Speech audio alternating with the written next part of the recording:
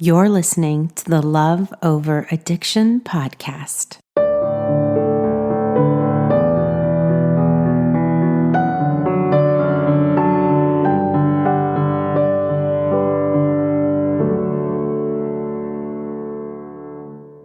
Hey, how are you? Okay, I right now am tiptoeing out of my house into my backyard. I am quietly sneaking away because all of my children are home this summer. Now, there's nothing more than I love having all my babies around me. I love it. I love it. I love it. Brings me joy. And they're at the age right now, my youngest is 10, where, I'm not begging them to go to bed, or they could brush their teeth on their own. For all of you parents out there that have young kids, I promise you, hang in there. It gets so much easier. It gets so much easier as they get older. When you can actually rationalize with them, like have conversations that are, an exchange of words and ideas and reach a compromise. All of a sudden, that's a game changer. And you're like, okay, we can do this. I'm dealing with a rational human being, not someone like on the floor having a temper tantrum. That's when things start to get good, right? Not necessarily, you don't coast, but they get good. So I love having them around, guys. I do. And also, it's a lot. I have a big family. I'm just going to say that. It's a lot. So I'm sneaking out of the house because they all needed me. And I wanted to talk to you guys. And here's why I wanted to talk to you. I wanted to tell you how much I adore you and how much I believe in you.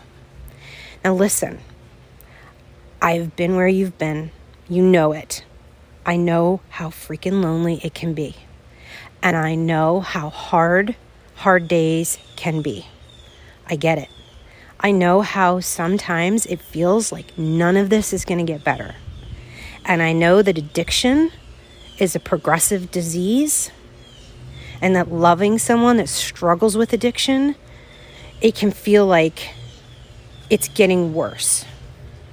And here's the truth, because the most important thing I want you to take away from today is that you are not going crazy. That if you think it's getting worse, it's because it is. If you think that your loved one really is struggling with addiction, they most likely are. If you just have a hunch, a little instinct, a little red flag about anything, most likely it is true. What addiction does, what addiction is a master at doing, is trying to convince you that you are the crazy one, and that the person that you love struggling with addiction doesn't really have a problem. Or if they do, it's not as big of a deal as you're making it out to be. And the truth is, and here's the truth, okay? I'm going to be the woman in your life, the friend, who says to you, it is that big of a deal. It is. You are absolutely correct. You have every right to cry. You have every right to yell. You have every right to think that what you're doing and how you're feeling is causing you to be insane. Addiction is insanity, right? It's doing the same thing over and over again. Drinking, drug use, infidelity, pornography, gambling, whatever addiction they are struggling with. It is happening on a regular basis. And you are the strong and steady and sober person in this relationship. You are. You need to listen to you, not this nasty, manipulative, lying voice of addiction. And that voice can take a permanent residence in your brain if you let it. But you need to say, your lease is over, addiction. You're out of here. This is my property. My brain, my thoughts, my heart are my property to manage. And addiction, I'm ripping up your contract and you're out of here. Now, am I suggesting that you leave your loved one? No, because I don't know your individual situation. I don't know if that's the right call for you. But what I am saying is that you are not powerless over this disease. And you ripping up the contract of addiction being a primary or even a minor influence in your mind and heart, you don't need, that's not removing your loved one from your life. It's not saying get divorced. It's saying take back your control over your thoughts and your feelings, whether you decide to leave your loved one struggling with addiction or not. And you're like, Michelle, I hear you. That's all really great. But how the heck do I do that? Because that sounds like a lot of fluff talk right now. And I hear you. I do. Because that's what I used to think. I used to go to these small group meetings and think, okay, I hear all these great expressions, let go, let God, whatever, one day at a time. But how do you do that? Like, what does that practically look like, right? Okay, so if you are going to take back control and you're going to say, I don't know if I'm ready to leave or stay in this relationship, but what I am going to practice working on is taking back autonomy, not giving away my power and allowing addiction to influence my thoughts and feelings about myself. That's the first goal, is to sit there and go, we need to recreate your identity. We need to lovingly remind you just how freaking amazing you are, how beautiful you are, how much you contribute to your relationship. We need to remind you of all of your gifts and that you are a great partner to be with, and you are just in an impossible situation in your relationship. And the way to get healthy, once again, get back to a place of health and healing, is to remove your power from addiction. So you have to, how do you do that? I hear you. You're like, Michelle, great, cool. What does that mean? So when you think about a negative thought about yourself, because you have to be aware of your thoughts, right? When you think of a negative thought about yourself, and I'll just give you an example. Let's say you love someone who drinks too much, and you have a tendency, you've gotten into a little bit of a pattern where you like to nag them, okay? You like to go around, question where have they been, how much have they had to drink, what were they drinking, and when they lie to you, which they do, you say, I don't believe you, tell me the truth, and you harp on them, okay? And then they call you a nag, and they say, you're just always on my case. You're always on my back. Lay off. You're not my mother. I don't owe you any explanation. I'm a grown person. I can drink as much as I want to drink. Or you're crazy because I'm not, there's no vodka in this Coke. Diet Coke or Coke, whatever.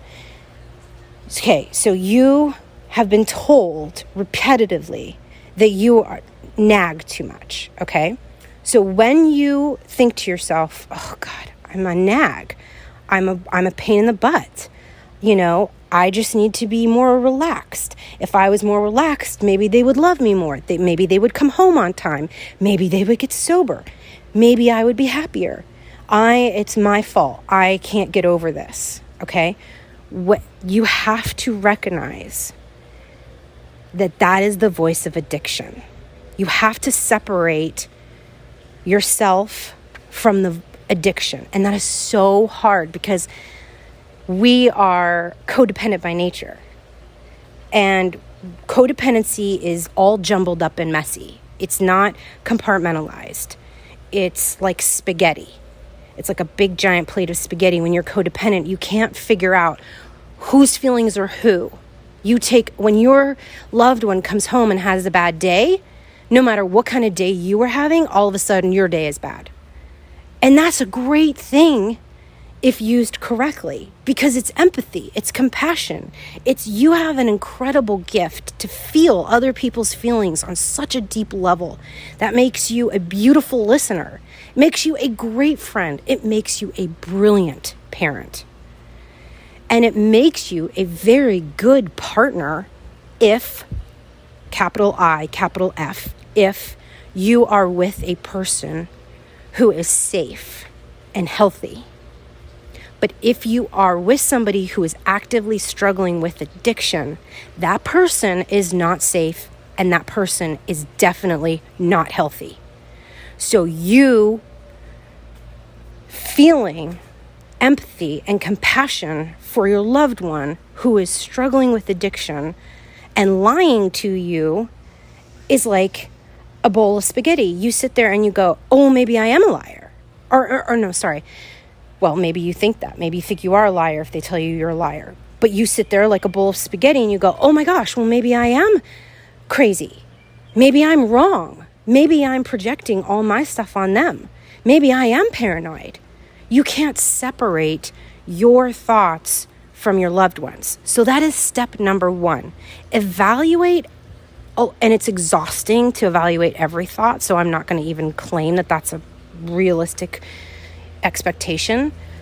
But what I want you to do is take inventory, maybe 5%. Start with 5% of your thoughts. Maybe you start with 3 thoughts per day, Just really stop and pause and go, am I a nag? Am I really a nag? And then this is what I want you to do. Step number 2. I want you to think of the perfect, close to perfect partner. Not your partner, not the one you have right now. A fictitious person, okay? They don't need to, it doesn't matter if they have brown hair, blue eyes, whatever. Don't worry about the looks. But picture a person who loves you dearly, who is safe, who is healthy. Just imagine for a moment. I'm going to give you a couple seconds. What do they do for you? What do your days look like? What exercises are you doing? Are they riding bikes down to the farmer's market with you? Are you going on vacations with them? Let me ask you this. What do they respond like when you are upset? When you are bringing to them an issue that you have, not with them, but with, in your life, how do they respond to that? Are they a good listener? Do they offer suggestions? Do they offer you a hug? Do they run you a bath and give you a timeout? How are they, if you have kids, as a parent? What does this ideal person look like with chores? Are they doing the dishes after you've cooked? Are they offering to go out if you say you're tired? Are they helping you make the bed in the morning? What does this person look like? Okay? What does a healthy and safe person look like? What are they doing financially?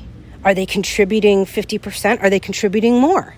Are they having a steady job? Are they actively taking their education? Maybe they're in college and they're really a go-getter and they have a plan, a 5-year goal plan on where they're going to be and who they're going to work for and what profession they're going to be in. What do they look like professionally and financially, right? What do they look like emotionally? What do they look like in their responsibilities?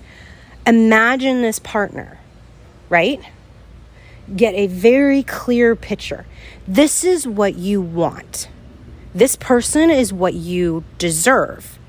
Now, what you are imagining, I guarantee you, is a very healthy human being. I know you. You're not greedy.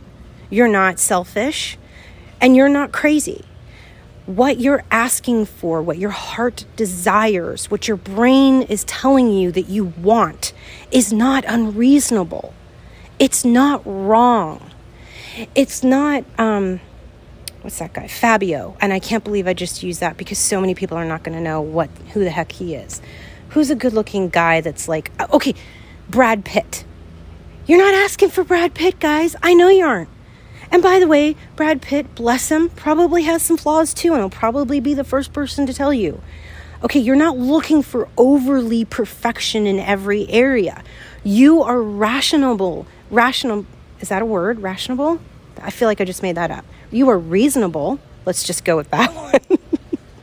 You are reasonable, and you know what you deserve, what you desire, and you're not like, asking for too much. Now, addiction will try to convince you are.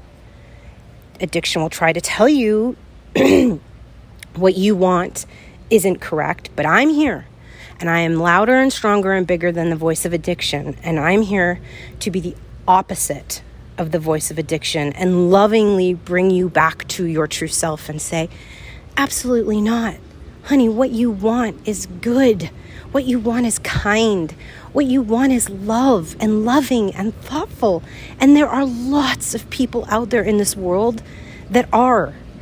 There are. It's just that your world has become so small because addiction has sucked the life out of it that you think that this is all there is, and it's not true.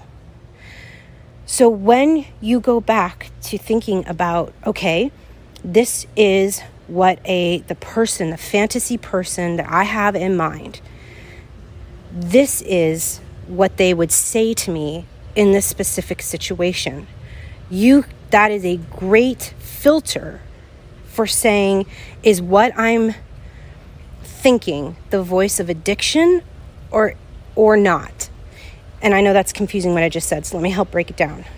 In other words, when you sit there and you say, am I being a nag? Maybe I am a nag because you've been told you're a nag for however long you've been in this relationship with, and that you actually finally got the courage to call them on the carpet and say, hey, I think there's a problem here. I think you might be struggling with addiction. When they tell you you're a nag, you need to ask yourself, okay, go to the fantasy person. Would that fantasy person be calling me a nag right now? If the answer is no, remember, your fantasy person is a symbolism for healthy, safe. It's a symbol, it's symbolic of healthy and safe. If the healthy and safe version would not call you a nag, which, by the way, they would not. I'm in a healthy, safe marriage. I've never been called a name by my husband, ever. In the history of our relationship, and I've been with him for 13 years or more, if healthy and safe would not call you or do the things they're doing to you, then that is a way to understand that that's addiction, right? That's the voice of addiction trying to convince you that you have a problem. So what are you going to do? Let's just walk through this one more time, okay? Let's give another example. Let's say I have a good one. Let's say you are being called paranoid. That's a very common accusation in the world of loving someone struggling with addiction. My ex-husband called me paranoid all the time.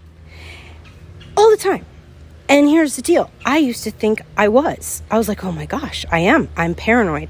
I honestly thought for a hot moment that I might need medication, which is so ridiculous to me, that I was so naive and had been tricked so badly by addiction that I actually thought I needed medication because I was thinking, oh my God, I'm so anxietal, I'm paranoid. It's turned into paranoia because I thought my ex-husband was having an affair. And he said, oh, you're paranoid. I love you. I love the kids. I just struggle with drinking too much. I don't struggle with that. And I thought, oh my gosh, okay, so I am getting paranoid. Like, how insecure am I? I must be like a very jealous wife. And I think I told you guys this story in a previous episode, but a woman came to me in our neighborhood, bless her, and said, I think your husband's having an affair. And I think my husband is too, by the way.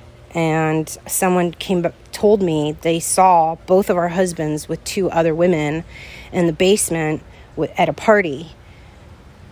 And I literally was in such denial that I thought, oh my gosh, like, there's no way, right? So I asked him, because I'm not the type of person where I would just carry that around with me. So I said to my ex-husband, are you having an affair? Because this is what I heard. And he swore. We were at the grocery store. I remember the aisle. We were at that aisle where the cards section is. And I don't know why, because we weren't looking for cards. But we were walking on the aisle with the cards section, and he said, Michelle, I will take a lie detector test. Of course not. I love you. I've always loved you. And I remember thinking, looking at the cards, going, I'm paranoid. I am literally going crazy. Now I am thinking that he's having an affair. What else am I going to think? What's next? Now listen, the only reason why I thought I was paranoid and going crazy is because I had been called that repetitively for years in our marriage. Like, it wasn't just like some conclusion I came to naturally.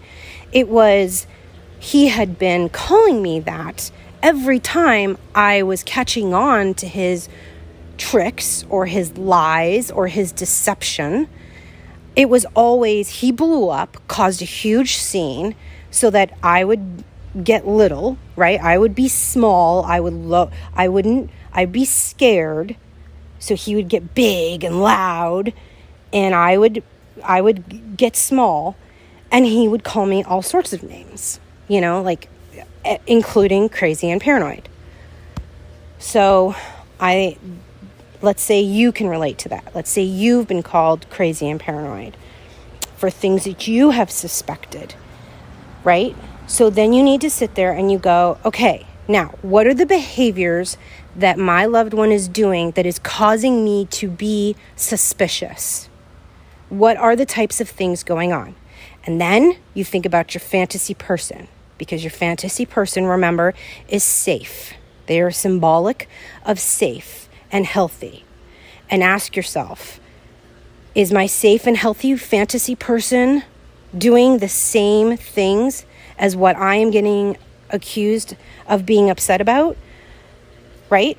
Does a safe and healthy person do whatever it is that is making you feel paranoid or crazy? My guess is no, right? So in regards to my situation, my ex-husband was at a party with a guy who had a reputation, and he was seen with two young women in the basement. Now listen, I had two young kids at this time. I was home alone in a house. Why wasn't my husband with me? Why was he even out partying? Is my safe person out at a party? No, my safe person is laying next to me in bed. Is my safe person having best friends that have a reputation for doing drugs and cheating on their wife? No, my safe person has some best friends that love their wives, that have healthy relationships, that are home, that enjoy good barbecues and, watching television and snuggling and, going to trips to Disney. That's my safe person. My safe person doesn't surround themselves with other people that like drugs and alcohol. The other thing is my ex-husband was hanging out with two other good-looking girls alone in a basement, guys. Is my safe fantasy person alone with another woman at a party at night in the basement? Or of course not. He's there at home with me fast asleep, sober as can be, maybe had a glass of wine, maybe two, but certainly not more than that. Maybe had a beer, maybe two. Instead, he helped me put my young kids down to sleep. We watched a movie together. He was completely sober. That's what my safe fantasy guy was doing with me on that Saturday night. So does it matter when I asked, what are you doing? Are you having an affair? And he said, you're crazy, you're paranoid.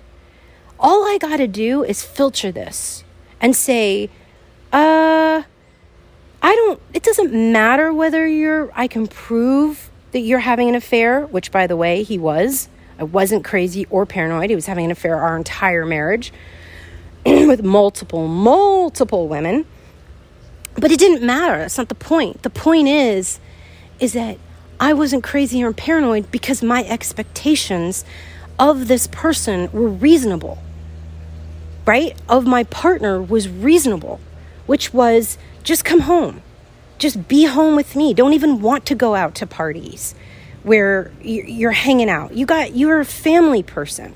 Don't even go and put yourself in these crazy situations. Don't surround yourself with people who have alcoholic tendencies or drug issues.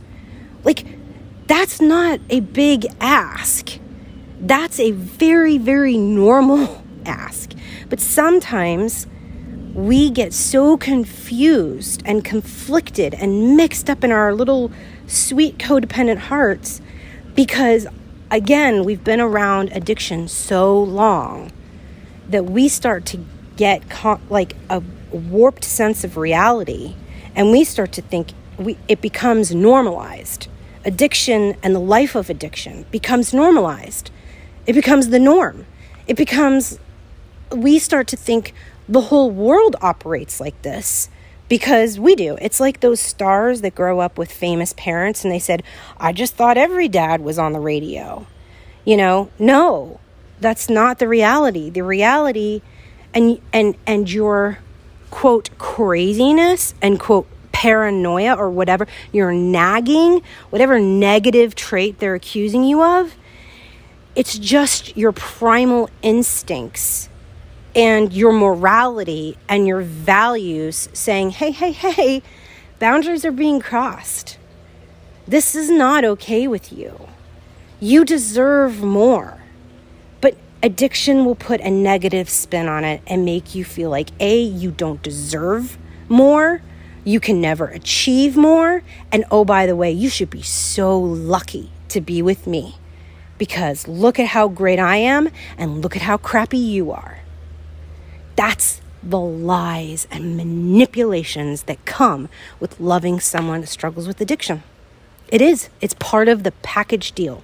And so if you ever want to get to a place, and I know you do, where you are strong enough to make the decision whether to leave or stay, whether you can walk away or you can happily stay, you've got to understand who you are, what you're about, and you have to separate this voice of addiction. You have to separate reality versus myth, okay?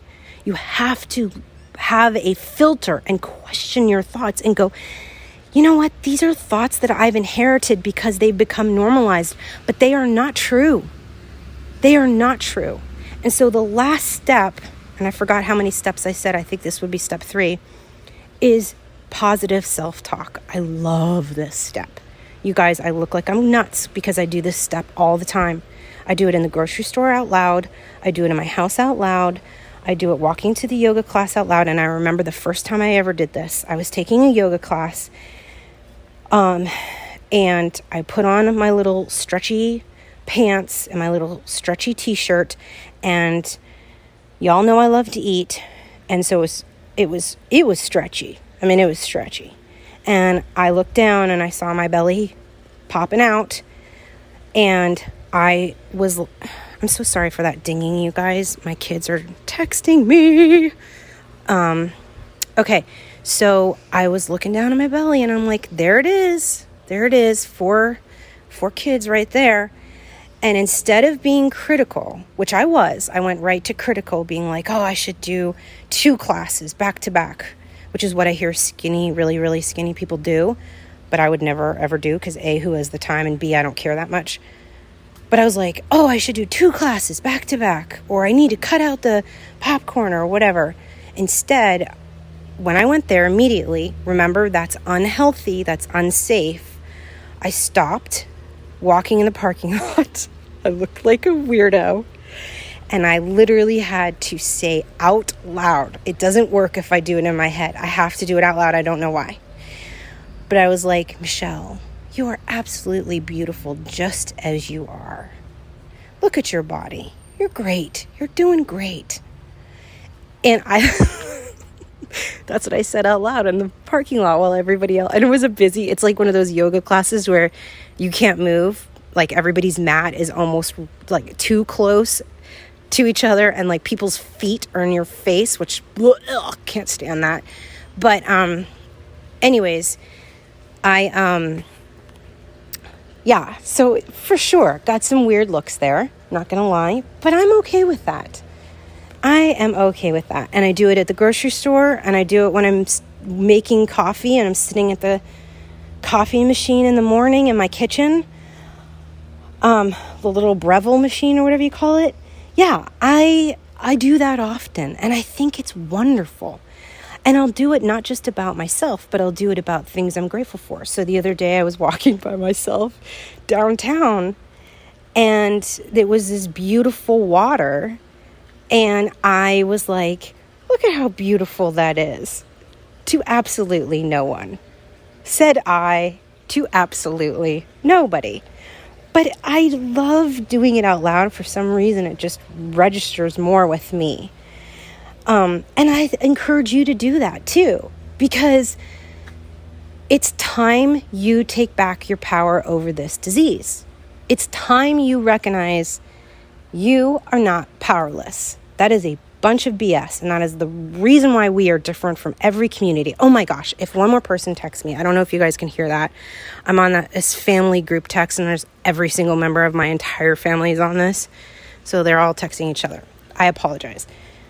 And so where was I? Oh, that's annoying, isn't it, that I just did that? Oh my gosh. All right, I will never wear this watch while recording a podcast again. I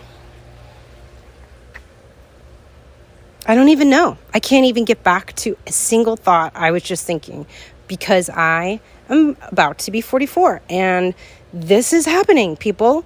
And I don't read a script when I do these podcasts. So, all right, here's what we're going to do. We're going to change gear. Hopefully you got all the steps that you needed. I've given you enough to work with. I don't need to give you any more information. I don't want to overwhelm you. I don't want to give you 5 gazillion steps. That drives me nuts. I just want to give you enough. But here's what I really want to say before I leave. And I know I always say this before the end of, or I mostly say it before the most podcasts, is this. And this I mean from the bottom of my heart. I completely understand why you feel alone. I do. I get it. It's a lonely world when you love someone struggling with addiction, because you think nobody else can relate. And you compare your life to everybody else, and you think everybody else has it so much easier or so much better than you. And the truth is that a lot of people do. It's the truth. I'm not going to lie to you. A lot of people have it easier than you. And a lot of people have it better than you.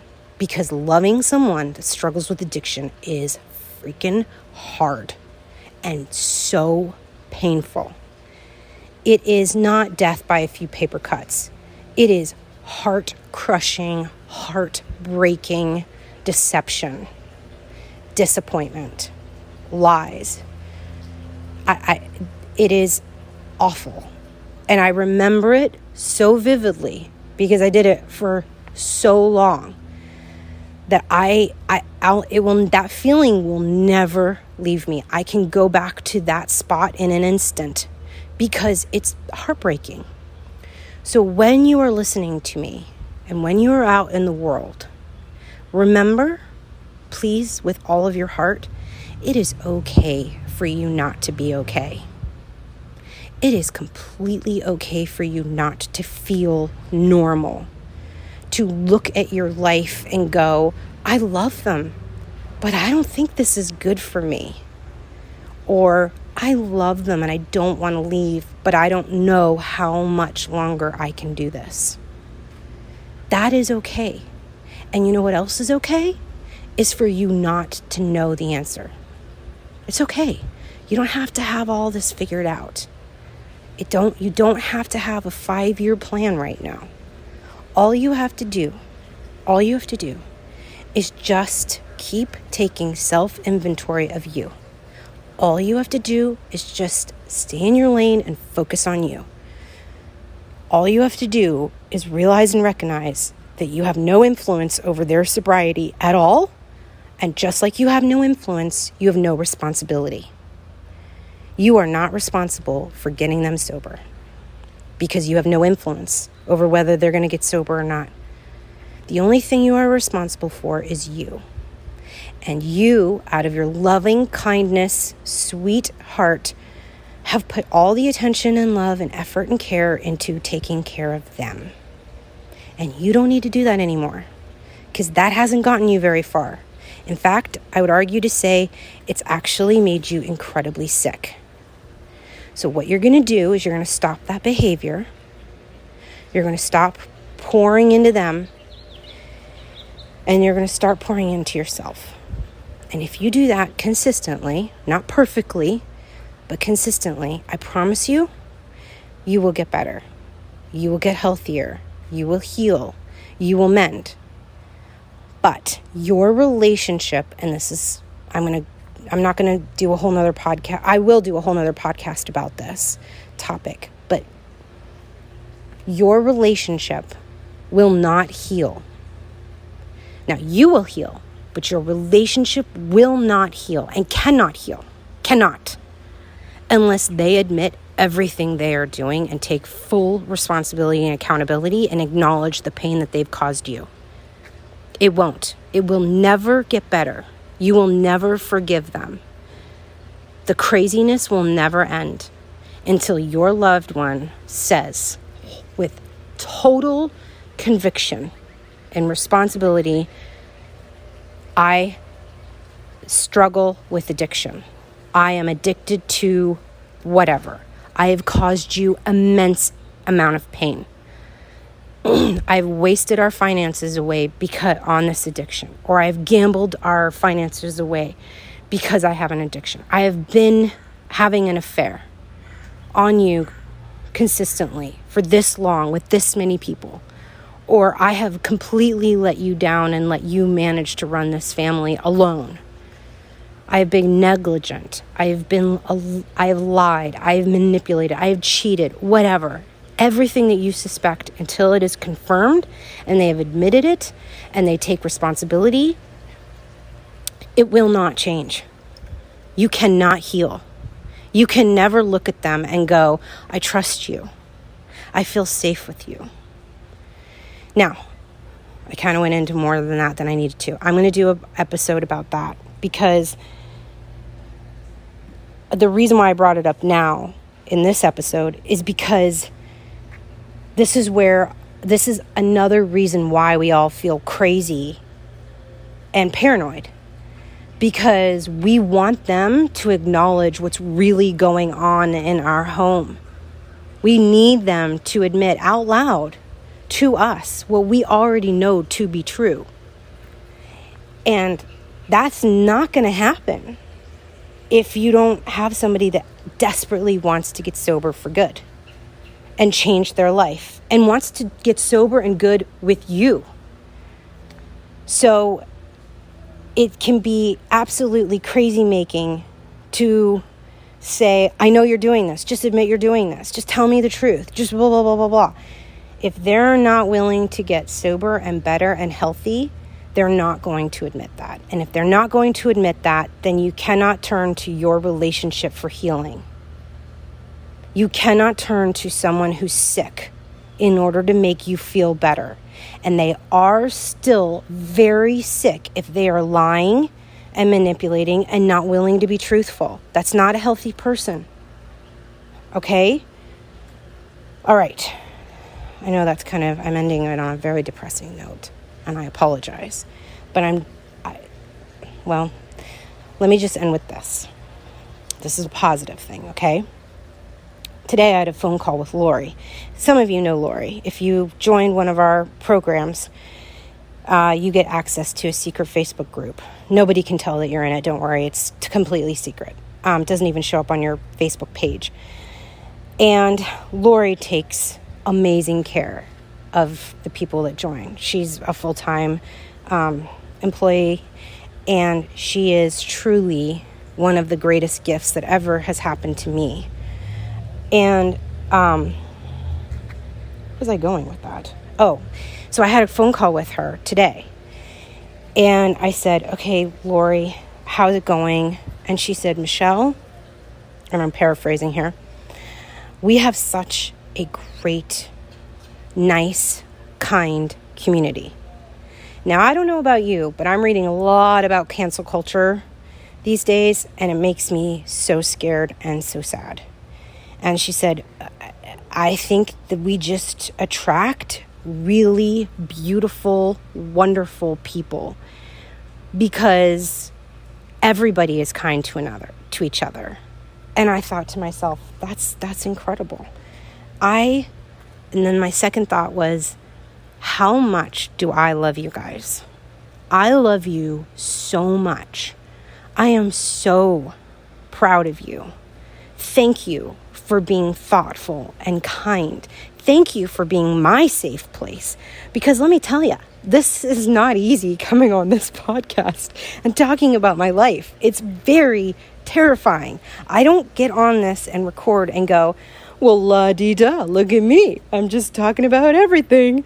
I get on this and go, oh my gosh, I've got to work myself up to share with you how I feel or my ideas or my thoughts. It's terrifying. I'm a very private person. This would not be my first choice as something to do, but I do it. And this is not to be like, oh, look at me. I do it because I care so much, because I needed someone to encourage me when I was in this situation for 10 years. I needed a voice of reason. I needed someone out there, for God's sakes, all these freaking classes and courses and books and rehabs, all therapists, all for the person struggling with addiction. But what about us? Where's the help for us? So I'm out here doing it. I thought, okay, if I figure this out, if I navigate through this, get to the other side and get a really beautiful, happy life, then I will serve that community, my community, for the rest of my life. And that's what I've been doing, and that's the reason why. So thank you. Thank you for being my safe spot. Thank you for listening to me every week and not judging me for putting stuff out there. Thank you for, I love your notes. I love your reviews. It keeps me going, because sometimes I get on here and I go, is this even helpful? I don't know. I don't know. And so the fact that we have thousands of you guys listening and writing us, and these reviews that you're leaving, I cannot tell you. I mean, some of them I share with my kids because I'm like, you guys, we're using our tragedy, our pain to encourage others. And that's all I want to do. My whole goal in this is to encourage you. That's it. I just want to let you know that you can do this, that no matter where you are and no matter how old you are, because that's the other thing Lori told me about today. You guys, there are some of you listening that are in college. You could be my daughter. My daughter and my son are in college right now. And I want to put you in my pocket and bring you home with me to tell you, hold your hand and look you in the eye and tell you, sweet pea, you need to find somebody else, because my love, the world is ahead of you right now. And you are good enough to find somebody else who loves you 10 times more. In that, and then there are some of you, bless your hearts, that write in and go, am I too old for this? And my favorite interview was, I think it was like 5 or 6 years ago. I did an interview with like 10 or 15 people that took the Love Over Addiction program, and I wanted to ask them about their experiences. And this one lady was fabulous. She was from Australia. She's 70 years old. 70 years old, and she said, you know what? I thought I was too old to make changes in my life, but I've never been happier. I changed everything about my life, and I have never been happier. So I want to tell people that it's never too late. It is never too late, and it is never too early. It is never too early. And for those of you, Lori was telling me that, and I know that there's people in here that are listening to this that struggle with addiction as well. Thank you. Thank you for being here. I know that it must be really difficult to listen to someone talk about what you're struggling with. And I try very, very hard. I probably do not, well, I know I don't nail it every time at all, to be empathetic and non-judgmental towards your struggles. I try very hard to, that is why the other thing that makes us different in this community is we view addiction as a third party.